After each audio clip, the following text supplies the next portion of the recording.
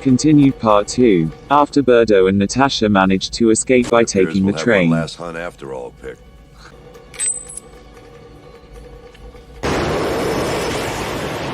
Fauchon and Van Cleft continued the pursuit by looking at the trail. Mr. Fauchon also contacted several of his partners to follow the pursuit. They were promised a sizable reward. $150,000 each.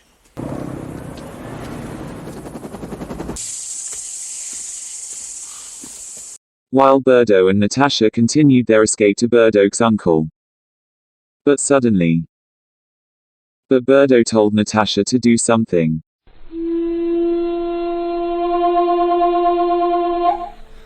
You trust me?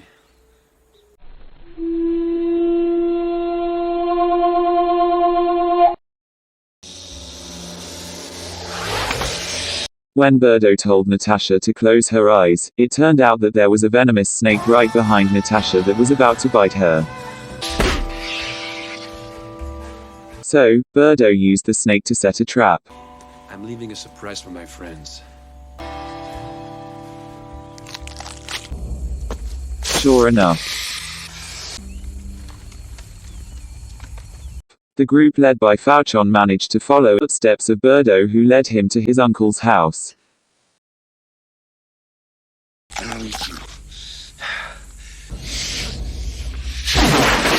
And let me introduce you to Uncle Doovie. He was the one who had raised Birdo. Charles, you come to see your Uncle Doovie. When he got there, Birdo also treated his wound and had time to ask about the weapon he had given to his uncle. But the gun was gone.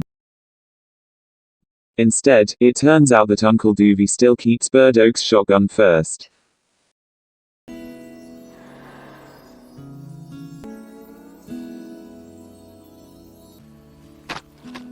Birdo was sure that he was the target of his search now. So he left Natasha with Uncle Doovie.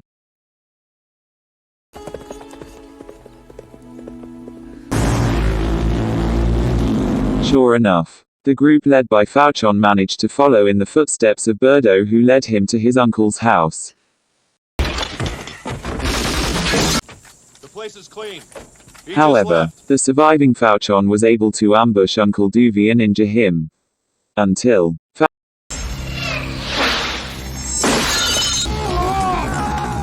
to set some of them on fire. What was even more surprising was that Doovie's uncle had prepared dynamite for them. Get the fuck down!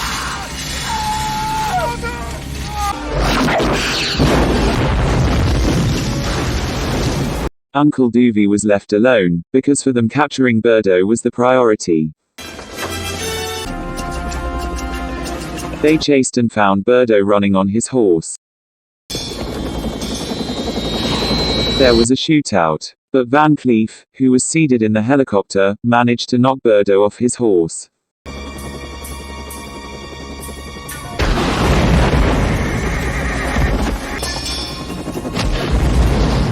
Until Birdo ran towards a warehouse on the outskirts of town.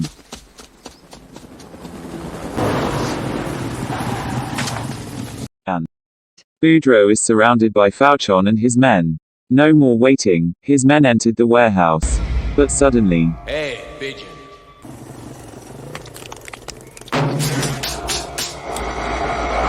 one of his men was thrown out with his motorbike exploding.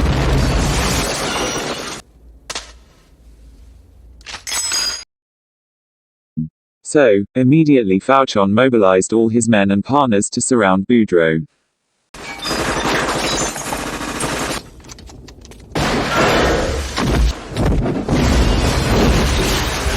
This is not good.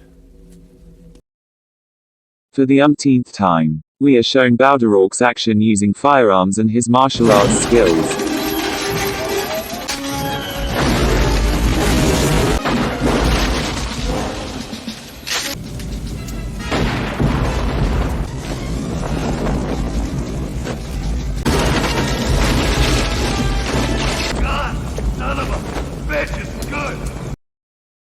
One by one Fauchon's men can be defeated.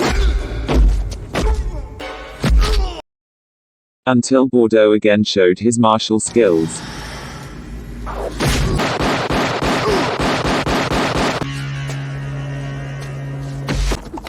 At the same time, Uncle Doobie and Natasha, who intend to help Bordeaux, also have to face some of Fauchon's men. But Natasha and Uncle Doobie manage to kill them. However, the surviving Fauchon was able to ambush Uncle Doobie and injure him. Until Fauchon, who took advantage of this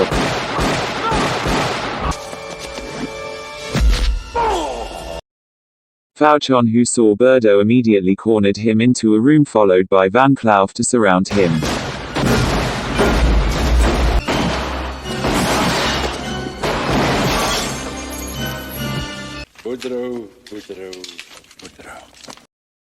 And this is where the close-range gun duel takes place between Boudreaux and Van Cleef.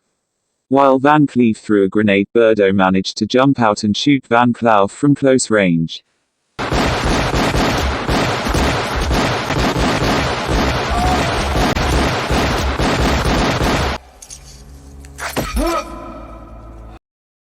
Fauchon, who found his best men dead, was even more angry.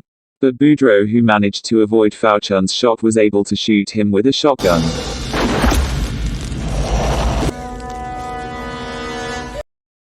However, the surviving Fauchon was able to ambush Uncle Doobie and injure him. Until Fauchon, who took advantage of this opportunity, took Natasha hostage and intimidated Boudreaux into putting down his gun. And when Natasha was told to reload Fauchon's gun,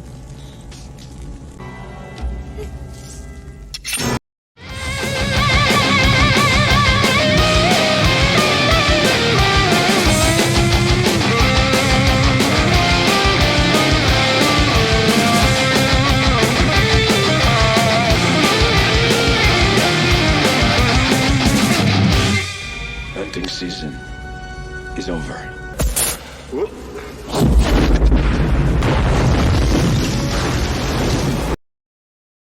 and it turned out that Uncle Doobie was safe because the drink can was in his shirt pocket.